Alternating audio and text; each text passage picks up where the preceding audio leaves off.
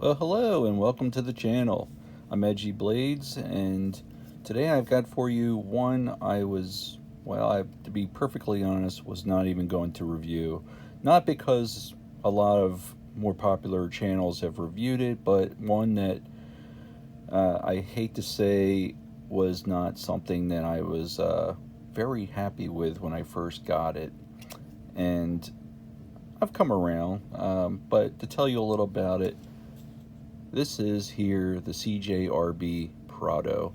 Now, I got this when it just came out, and it had everything that looked very appealing. I do love AR, RPM steel, CJRB, never had a problem with any of them.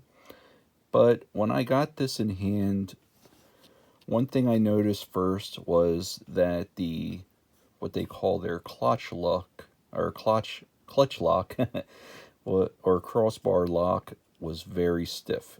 I mean, it took a lot, and it has loosened up now, but it was just so stiff, and that was red flag number one for me, unfortunately.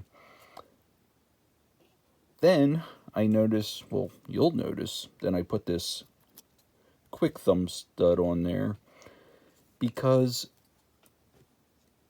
there's not a lot of access that was right here, and generally I like to flick a knife out, just with that 45-degree, and as you'll see, minus this quick thumb, is that there's just not a lot of access there. Sure, they put the nice milling there for you to get it, but you really got to dig in, and if you do, you can get it. Now, I will say that was flag number two for me. I mean, it was very hard to even get the reverse finger flick opening, and not so much really just the access to it, but also if you'll notice in this type of crossbar lock, you have this one area here at the edge of the base of the blade where the lock has to kind of maneuver around to get to it. One benefit of that, though, is when you do access this type of lock, it will generally make the blade come out about a quarter way, which makes it easy to just flick open. Now, these were those were two big misses, but what really just sealed the deal for me to almost send this back was, unfortunately, and this can happen with any company, is that the grind was terrible on it. And one of the things I like to open up most is one of those bubble envelopes like you get from Amazon packages and so forth. This did not even slice through it. And I was like, well, crap, that sucks. And then I was just on a downward spiral of just nitpicking this thing, unfortunately. And one thing I also felt was that it was a weird type of swelling that comes out here that just didn't make it as comfortable as I'd hoped it would be. Now, all those negativities aside, I will say that this crossbar lock has broken in now, so if you do have one that is stiff on you, just work it, open it up as best you can. Now, as you can see, I tried to use the hole in there to get my 45-degree flick out. Didn't work. My quick remedy of that is one of these types of openings you can get off of, like, say, Amazon. Now, one thing to note, if you do happen to go that route, is that this blade is thicker than the opening of this type of device.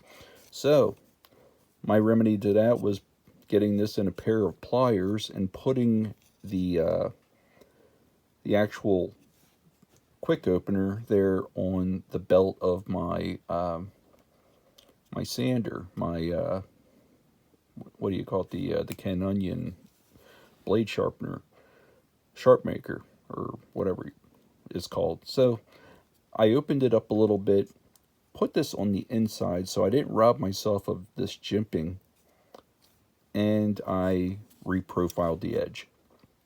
So with doing so, fires out just nicely. And let's see if I can get the angle, because it's a little hard to do on camera, but yeah, I can reverse flick it with that because it does offer that dual thumb stud type of action.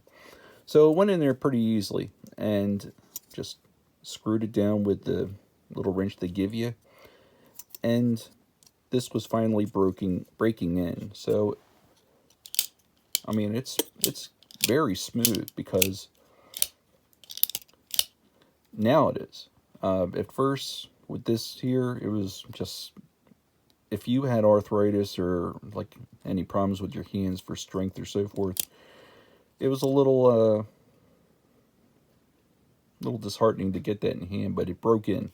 So that aside, I reprofiled the edge. I used a 600 grit diamond stone, stropped it up, took my time with it, and it is good to go now. So all those things out of the way and the additional that I put on it, I finally got the knife that I was hoping I'd buy. Don't know if that might happen for you. I haven't really seen any negativity said about this knife. As a matter of fact, it's being touted as, or touted as, the next best thing, and you know, rightfully so. I mean, Ray Laconico is a master. He puts out so many knives that I love, and it kind of, well, it was tough when I first got this in hand, and I didn't love it as much as I thought I would. But be that as it may, I made the corrections on it that I knew it needed. Didn't send it back. It's broken in. It's super sharp, and it's a good sized knife. So all that crap aside, let's get to the review. And overall, we are looking at 8.49 inches. So it's a good sized knife, but honestly, it just doesn't seem like it's overly big for me. I don't know. It is. I mean, it's a 3.76 or 3.76 inches of a blade. The thickness is actually down to a 0.09 on this blade, so that's pretty impressive too, because usually you'll get like 10 to 13 and so forth. But the spine of this was a little thicker, I think, for when it came time for me to put that thumb stud on there. The G10 on it has got a nice, comfortable grippiness to it, kind of reminiscent of like a Spyderco PM2, I would say. So it's not too rough. It's got a really nice pocket clip, like CJRB gives you. Recessed screws, right side and left side carry, so that's also a great option. You got the nice pillar construction, lanyard hole loop pillar right there. You can see the milling on it. And closed, this is, or handle size I should say, is 4.74 inches. And the weight is a very nice 3.5 ounces. And you know what? It's a great knife, but sometimes you get a bad batch or one that just, I don't know. It just, when I got this one, I was a little upset about it, but I fixed it. It's where it needs to be now. And it is pretty sharp. So, just cutting my Bud K catalog here. It's yeah, it's a keeper now.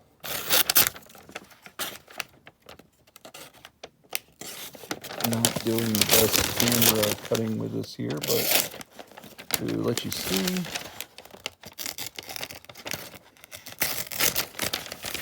Shit, let me just start with another page. But lo and behold, yeah, it's very sharp. And also, because of that thin edge, pretty easy to go right through cardboard. So, AR-RPM 9 steel has proven to be very easy to work with for reprofiling that edge, so it stays sharp. Little stropping afterward, good to go. Beautiful satin edge to it, and it is pretty ergonomic. You know, after I was on my warpath of disappointment there, but yeah, it's a good knife. It's extremely smooth because you do have the ceramic ball bearing pivot on there, and it's become a nice fidgeter now that I put that quick thumb on there, as you can see. And you know, again, because it goes over that little sharpening choil on the blade, it does have that option of doing that, you know, kind of like a Kickstarter, and you can just flip it out. You don't need it. And one thing I also will say about this clutch lock, or whatever they want to call it, I've seen clutch lock, I've seen, what do you call it, a crossbar lock sometimes offered as, but unlike many other of these types of locks, now that this is broken in, I can do this with one side. And usually you'll have to like get both. But this has loosened up to the point where I'm much more happier with it. It is broken in. It's great to carry because it is a very slim profile knife. It's very thin as far as the handle. And yeah, it's a good user. And at an incredible value too. You can get these right now for like $59 to $57. $59.99 on White Mountain Knives, where you can use my code NCN for 10% off of that. I've seen them available on Amazon. They do come in different flavors. You can get this in, this is the J1936BK for Black G10. They have EB for Ebony, AG for Aqua Green, and WD for Wood. And it's a good looking knife. And again, you know, no hate or anything toward Ray Laconico. I mean, sometimes just QC can have a bad day, but this, all in all now, I mean, even reverse grip, it is just really nice. It's very comfortable, more comfortable than I gave it credit when I first got it, because I was pissed that it had those deficiencies with some of the things like the edge and the axis and so forth. Now, if you don't want to use this here, you can get in there, but just know you really gotta dig in deep. So get that meat of your thumb tip in there. Yeah, you can flip it. I don't like to work that hard. I like a thumb stud anyway. It'd be amazing if this was a flipper. However, with it not being a flipper, you do have plenty of access to the blade if you want to just, you don't have nothing getting in your way if you need to do any cutting with it. So, yeah, it's a beautiful clip point blade. Beautiful satin finish. And with being able to reprofile this, it just made me more of a fan of AR-RPM 9 steel. And what's funny is, when I saw this advertised on White Mountain, I was just kind of skimming through the latest greatest of things because of the blade show that just happened, and I was on Artisans for the brands to search for, and I saw this.